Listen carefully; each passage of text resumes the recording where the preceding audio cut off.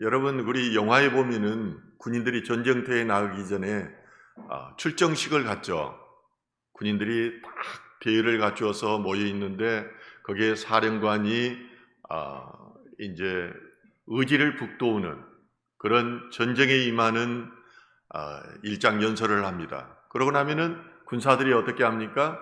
창을 흔들고 방패를 땅에 이렇게 찍으면서 이제 자신이 전투에서 어떻게 싸워야 될 것인지, 임해야 될 것인지를 각오를 다지는 장면들을 보게 될 것입니다. 마찬가지로 예수님께서도 이제 그런 세리머니를 합니다. 이제 유년 시대를 보내고 나서 30세가 되어서 공생애를 시작하는데 세리머니에 두 가지 사건이 있습니다. 그 한 사건은 세례 요한으로부터 세례를 받는 것입니다. 예수님은 하나님이셨습니다. 죄가 없으신 분입니다. 그런데 회개의 세례, 물세례를 받을 필요가 없었는데도 불구하고 그는 세례 요한으로부터 세례를 받습니다. 이때 어떻게 합니까? 하늘문이 열리죠. 사랑하는 내 아들이라 하나님의 음성이 들립니다. 비둘기같이 성령이 그의 위에 앉습니다. 얼마나 멋집니까? 두 번째, 예수님의 공생의 시작에 있어서의 의미 있는 사건은 그가 성령의 이끌림을 받아서 광야로 나갔고 광야에서 바로 사단 마귀로부터 시험을 당했다는 사실입니다. 즉 세례의식과 시험당하는 두 가지 사건이 예수님의 공생의 출정식과 관련해서 매우 의미를 갖고 있습니다. 그러면 왜 예수님께서 공생애를 시작하시면서 세례의식을 받고 시험을 당하였으만 할까요? 이것은 오늘날 우리에게 묻는 성경의 질문이어야 합니다. 그것은 바로 제가 생각하기에는 너희들이 하나님 나라 백성으로 살아가기 위해서 첫 번째 의식에 거쳐야 할 의식이 세례의식이어야 한다는 것입니다. 세례는 회개의 세례를 의미합니다. 과거에는 사단 마귀에게 얽매여서 그들의 종으로 살았지만은 이제 하나님의 백성으로 하나님의 자녀로 살아가기 위해서는 필연적으로 너를 회개하고 돌이켜서 하나님께로 돌아오는 그 의식의 순간이 있어야 한다는 것입니다. 두 번째로는 여러분들이 하나님의 백성이 되었으면 필연적으로 따르는 것이 마귀의 공격일 것이라는 겁니다. 우리가 예수님을 인격적으로 믿지 않고 그냥 세상을 섬기고 또 예배에 나오고 절름발이로 살아가다면은 마귀는 자기 편에 속하기 때문에 여러분에게 고난을 주지 않습니다. 시험을 주지 않습니다. 왜냐하면 사단의 나라가 무너지기 때문입니다.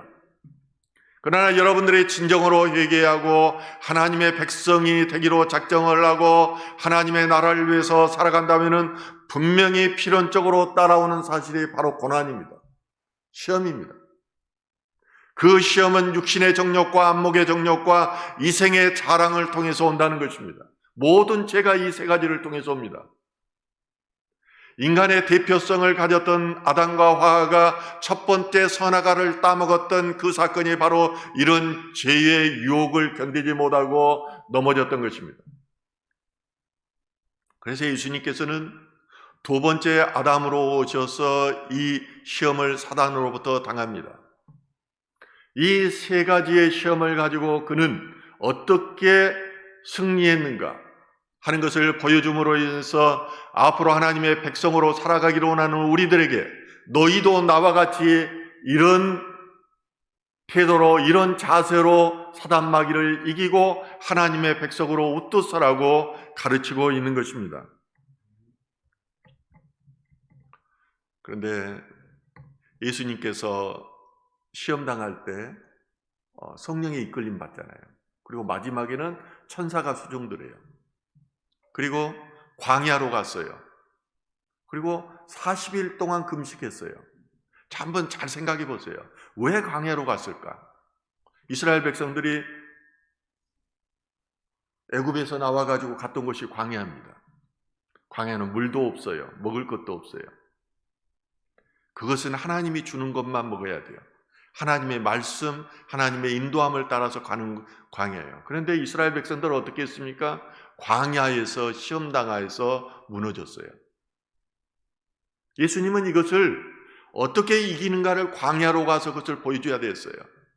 자, 엘리야도 그렇습니다. 모세도 그렇습니다. 40일 동안 그가 광야에서 금식했습니다.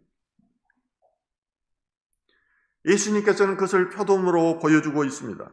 그런데 이 시험의 첫 번째는 무엇이냐면은 너희가 무엇으로 살 것인가 하는 것입니다. 여러분들 무엇으로 삽니까? 인생을 무엇으로 사느냐고요. 먹기 위해서 삽니까? 또는 우리가 살기 위해 먹습니까? 여기에 대해서 마태복음 4장 3절은 이렇게 말합니다. 시험하는 자가 예수께 나와서 이르되, 시험하는 자는 사단 마귀를 의미합니다. 내가 만일 하나님의 아들이거든. 이 말은 언어적으로 해석하면은 너는 하나님의 아들이라는 뜻이에요. 명하여 이 돌로 떡덩이가 되게 하라. 마귀는 사람의 가장 치명적인 약점을 가장 잘 압니다. 여러분들이 뭘 추구하는가를 잘 알아요. 그래서 자존심이 강한 사람들은 그 자존심을 건드려서 화를 내게 만들어서 넘어지게 만듭니다. 이게 사단이 쓰는 시험의 방식이에요. 믿음이 없으면 믿음 없는 걸 가지고 공격해서 넘어지게 만들어요. 그런데 지금 예수님은 40일 동안 금식하셨어요. 매우 배가 고파요. 완전한 육신의 몸을 가지신 하나님이었어요. 예수님께서는 슬플 때 울고 목마를 때 목마르다고 하고 또 어떤 불쌍한 사람만 보면은 국률한 헤세드의 마음을 가지셨습니다. 그런데 예수가 극심한 목마름 속에 있다는 것을 마귀는 안 것입니다. 그래서 너는 하나님의 아들이기 때문에 이 배고픔 이걸 참지 말고 이 돌을 가지고 떡을 만들어서 네가 먹으라는 것입니다. 여기에 대해서 예수님께서 뭐라고 말씀하십니까? 기록되었으되 사람이 떡으로만 살 것이 아니요 하나님의 입으로부터 나오는 모든 말씀으로 살 것이나 하였느니라. 떡은 빵을 의미해요. 그 당시 광야에는 석회암, 떡처럼 생긴 이렇게 그런 돌들이 많았어요.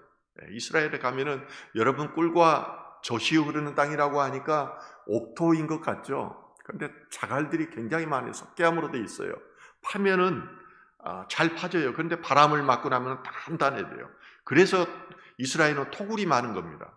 토굴이 가가지고 그 안에서 장사도 지낼 뿐만 아니라 거기에 피해서 예배도 드리고 그랬던 것이에요.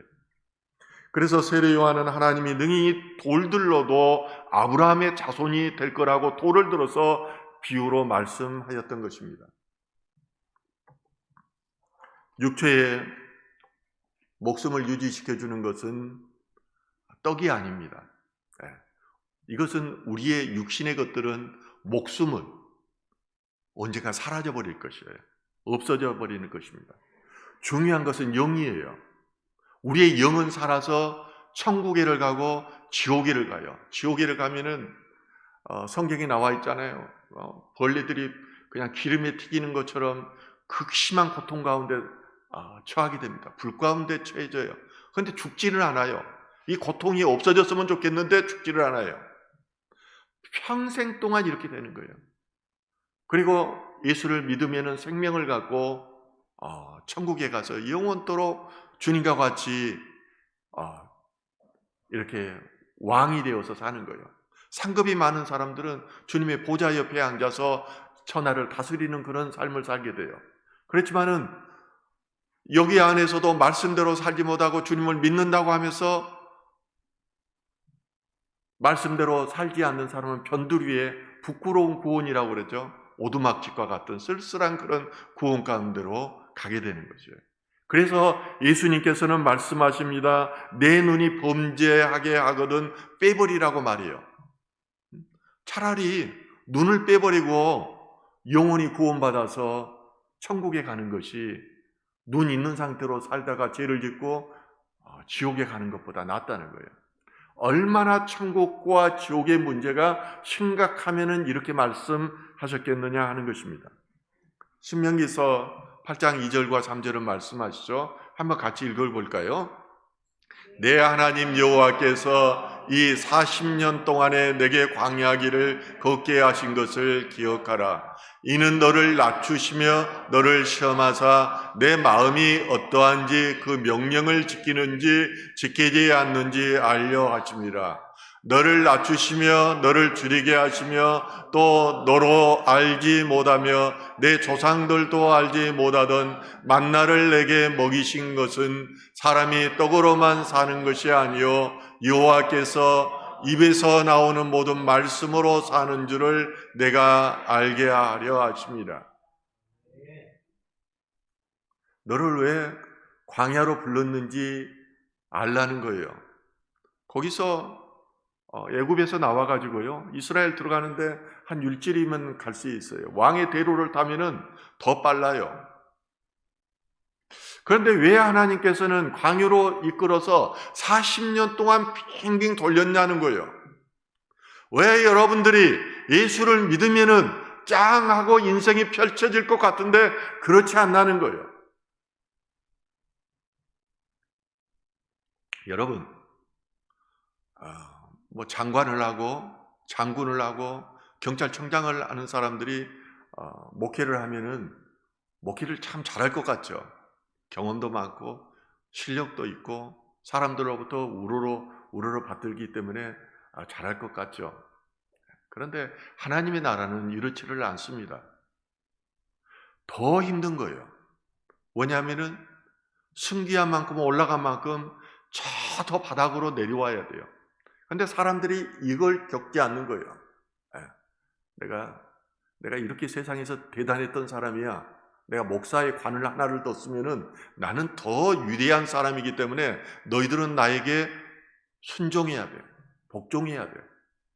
왕 되려고만 하는 거예요. 그러나 하나님은 그렇게 하지 않았어요. 하나님의 백성을 만들기 위해서 저 광야로 내보내가지고 한없이 낮아지겠어요. 한없이 낮아지게 한 이유가 뭔 줄 압니까? 네가 내 말에 순종하는지 안 하는지 보려고 하는 거예요. 순종할 때까지. 끊임없이 이걸 거역하는 것을 반복해요. 목사 되면은 그냥 두는 것 같습니까? 여러분들 곁으로는 아무 일이 없어요. 그렇지만 영적으로 끊임없이 낮아지게 만들고 훈련시키고 그래서 그 합격점에 이르러야지 하나님이 다시 올려서 사용하십니다. 예수님도 마찬가지예요. 하나님이셨어요. 하나님이 마국간까지 낮아지잖아요. 죽기까지 낮아지나요. 그리고 나서 부활해서 승천해서 영화롭게 하고 심판주로 오고 왕으로 만드시는 거예요. 이 원리를 알아야 돼요. 가짜들은 늘 올라가야 한다고 말해요. 예수님의 삶을 보고 성경을 보라고요. 언제나 어디서 그렇게 말한 게 있느냐고요.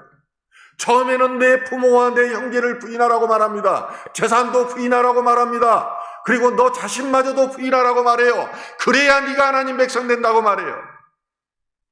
제가 네 부모도 부인하고 내 형제도 부인하라고 그러니까 저한테 그렇게 말하더라고요. 어디 성경에서 그런 게 있느냐고. 잘못된 가르침이지 않냐고.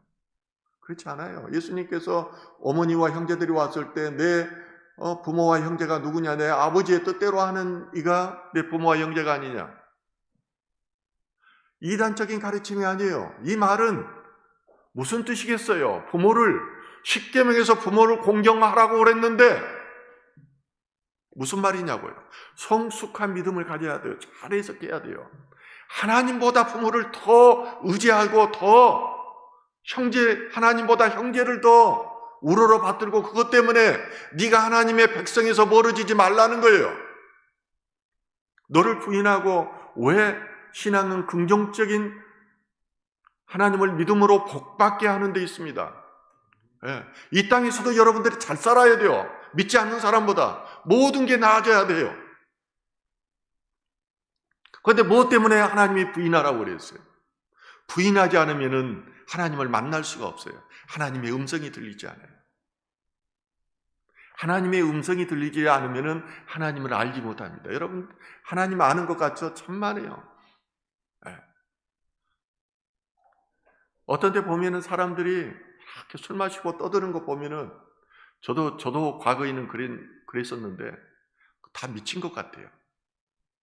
막 쓸데없는 소리 막 깔깔깔깔대면서 웃다가 헤어지는 모습을 보면은 인생이라는 무대 위에서 소음 가득한 소리로 떠들다가 무대에서 사라져버리는 그런 연극배우와 같다는 것을 저는 느끼곤 합니다.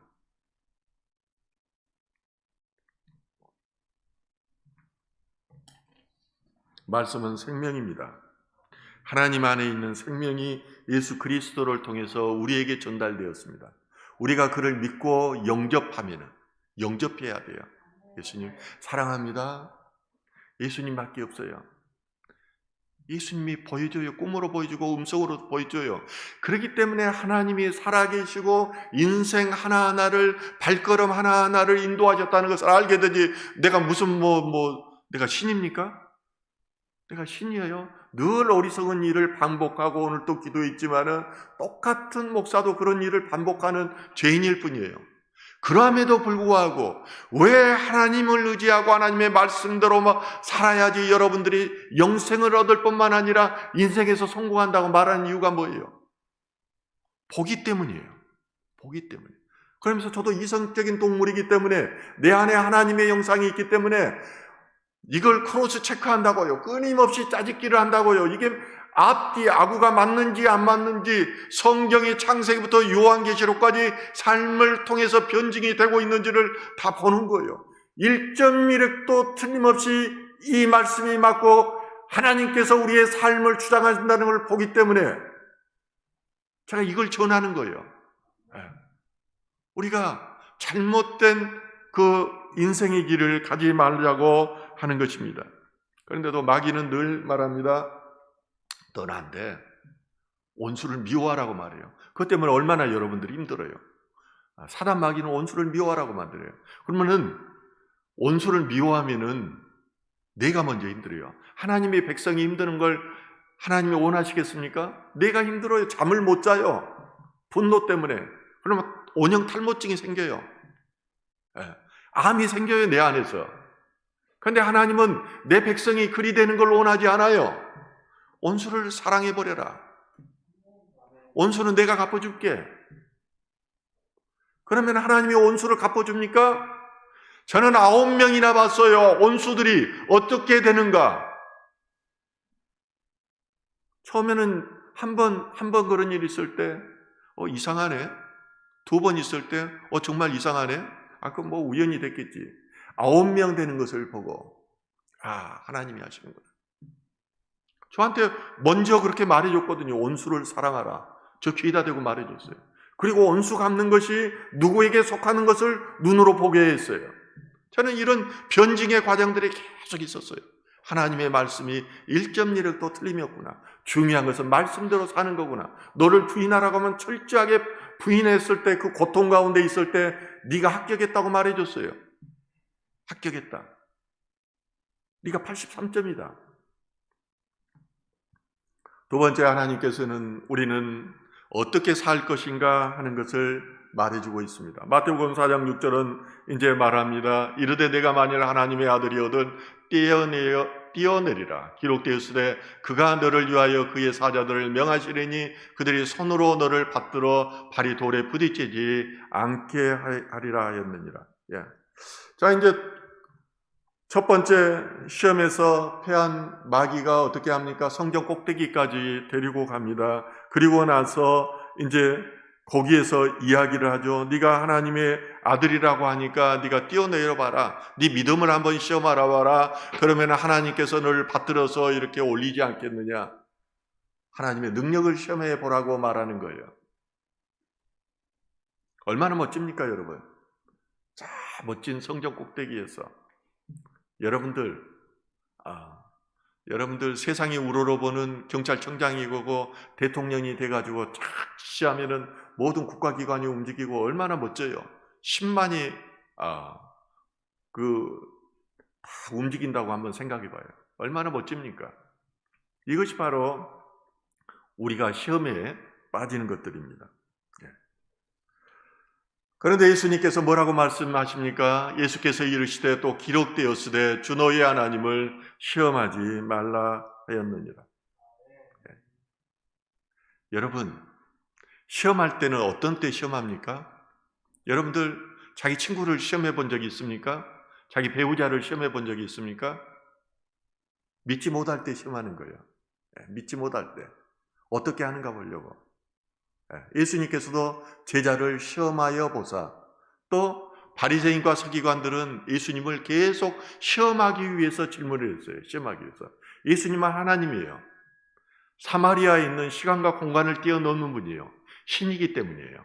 그 안에 철저한 신성이 있었어요. 그러니까 사마리아에서 간절하게 목마른 여인이 있구나, 진리를 추구하는 여인이 있구나, 말씀을 사모하는 여인이 있구나, 그러면은 사마리아로 가는 거예요.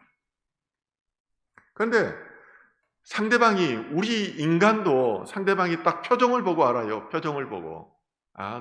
너가 지금 진정으로 이 질문을 하는지, 생명에 목말라서 하는지, 아니면은 나를 시험해 보려고 하는지 표정을 보고 알아요. 그런데 하나님이 그 안에 계시는데 이걸 모르겠어요. 그래서 예수님은 왜 나를 시험하려고 하느냐 말씀하십니다. 그리고 이렇게 말해요. 마찬가지로 예수님은 이 질문에 대해서 너의 하나님을 시험하라고 말라고 말하는 것입니다. 그래서 어떻게 살 것인가 하는 문제는 오직 믿음으로 살라는 거예요. 너희가 믿음이 없어서 넘어진다. 신앙의 세계는 믿음의 세계예요. 보이지 않는 것을 믿는 거예요. 여러분들 이 안에 전파가 보이지 않는다고 없습니까? 제가 통신학교, 육군 통신학교 출신인데 거기 우리 가면은 늘 그랬어요. 전파는 보이지 않지만 우리 눈에는 보인다. 공기가 보이지 않는다고 없습니까? 이 안에 사단 마귀가 이 안에 없다고 여러분 단정할 수 있습니까? 보통의 사람들은 보이지 않아요. 보는 사람들도 있어요, 그걸. 영안이 열렸다고 그래요. 영안이 열린 사람들은 제 주변에 여러 사람이 있어요. 저하고 수시로 대화하고 내가 본 영의 세계와 그 사람이 본 영의 세계를 크로스 체크해요. 그러면서 알아가는 거예요. 나에게 말했던 하나님의 말씀과 이 사람의 받은 말씀과 크로스 체크하는 거예요. 정확해요. 영의 세계가 이런 거예요. 여러분이 그렇다고 해서 여러분이 봤던 사람들이 다 진실했습니까? 보는 것들이 진실했느냐고요. 그 사람들이 여러분들 다 약속 지키고 그렇게 여러분들을 배반하지 않고 그렇게 살았느냐고요. 하박국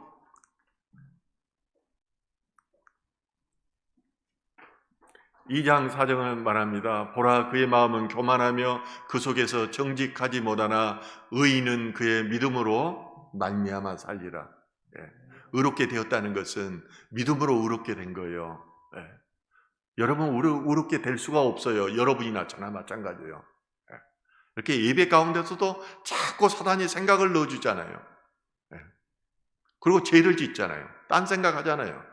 그래서 저도 가능하면은 20분 안 넘기려고 이제 노력을 할게요.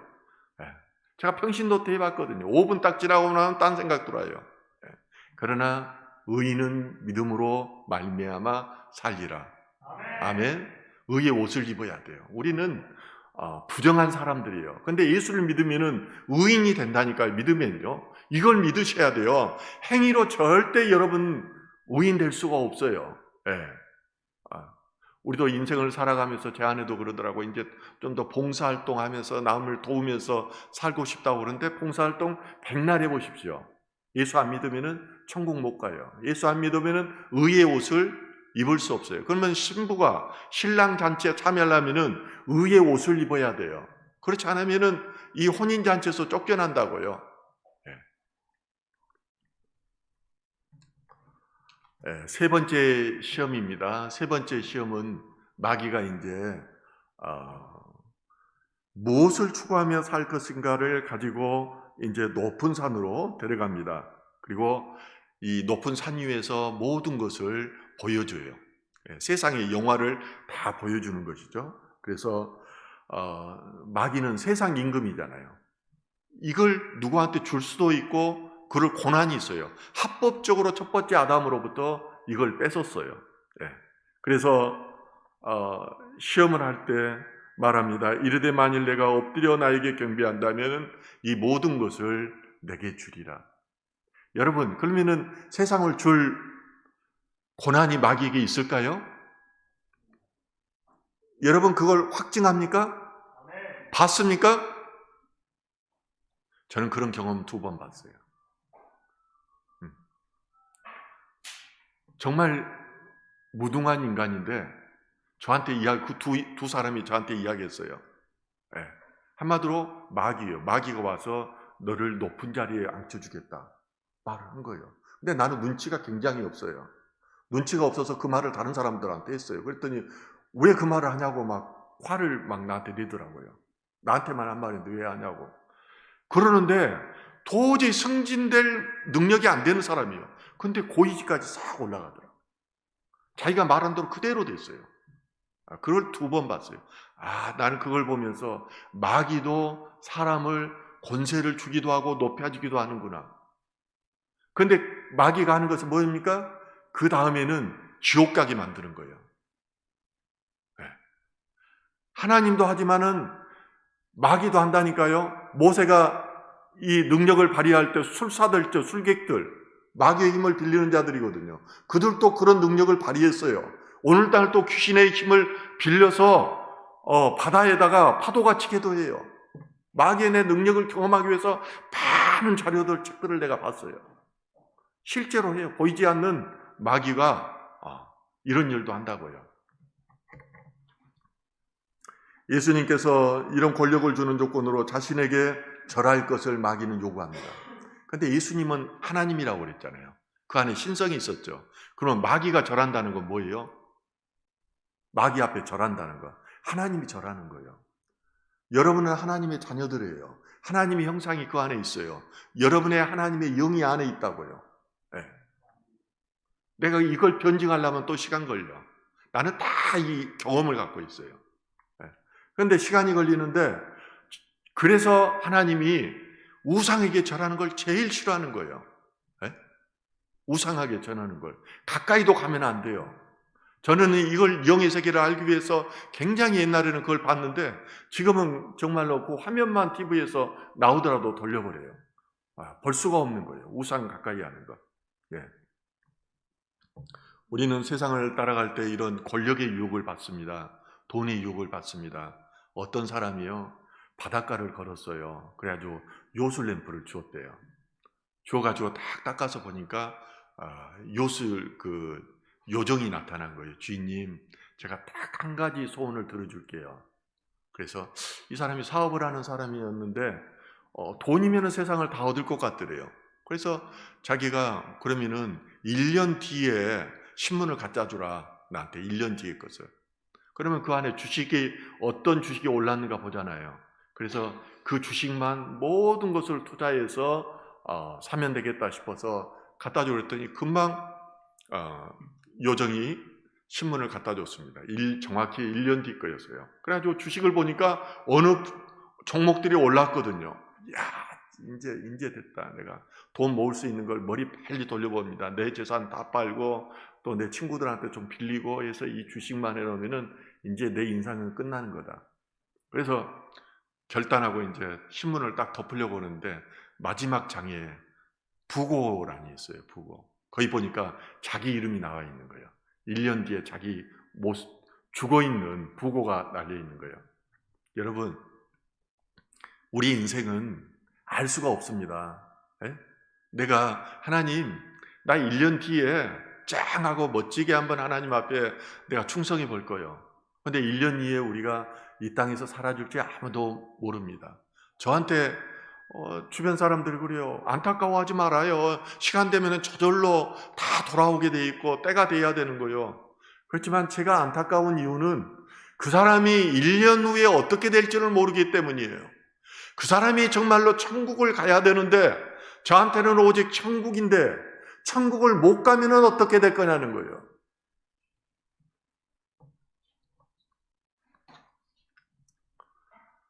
오늘 본문에는 뭐라고 말합니까? 같이 읽어볼까요?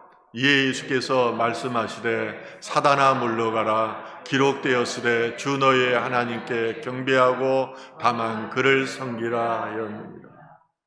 여러분, 절대로 우상은 숭배해서 안 됩니다. 절대로 우상 앞에 절해서는 안 됩니다. 하나님이 제일 싫어하는 거예요. 우리는 하나님의 자녀되었지만 예수 그리스도의 신부됐어요. 신부는 뭐예요? 거룩함이에요. 깨끗함이에요. 네. 그런데 우상 앞에 절하는 것은 음란한 행위예요. 음란한 거예요. 그래서 오직 하나님께만 경배하고 그만 섬겨야 됩니다. 사람한테 경배하지 마세요. 사람에게도. 다 우상이에요. 네. 어리석은 자들이 사람에게 경배하는 것입니다. 결론입니다. 오늘 본문에 보면은 마지막 절에 뭐라고 말하냐면은 이에 마귀는 예수를 떠나고 천사들이 나와서 수용드니라 이렇게 되어 있습니다. 그런데 그 누가복음에 보면은요 잠시 마귀가 떠나더라고요. 그 뒤로 어떻게 합니까? 베드로에게 들어가죠. 밀가루로 들어가죠. 가롯유다에게 들어가죠. 그 다음에 예수님의 십자가에 돌아가실 때 멀리서 그걸 바라보고 있었어요. 다시 말해서 그 마귀가 우리의 삶 가운데 와서 여러분들을 또 똑같은 이런 문제를 가지고 여러분들을 시험한다는 것입니다. 이때 어떻게 하라고요? 오직 하나님만 섬기며 말씀 안에서 믿음으로 이 마귀를 이겨야 되는 것입니다. 그냥 넘어지면 안 돼요. 마귀는요, 제가 경험에서 나온 이야기예요. 여기까지는 괜찮아, 이것까지는 괜찮아라고 말해요. 조금 가지고 오늘 본문에서도 보면은 말씀을 교묘하게 비트는 겁니다. 다 똑같아요. 요즘 이단들 뭐라고 합니까? 선악과 사건을 그 성적인 걸로 해석하잖아요. 그러면서 자기의 욕망을 채우고 돈을 착취하고 하는 거예요. 다 이단들이 결국은 그런 것들이에요. 내가 이단들 목사 되는 과정에 내 그거 다 봤어요. 뒤에 가서 돈 세고 있어요. 그래서 여러분 앞에도 이런 시험들이 계속 올 수밖에 없습니다. 그럴 때 마음을 굳건히 하고 오직 하나님만 바라보고 믿음으로 승리하는 저와 여러분 되기를 주님의 이름으로 축원합니다.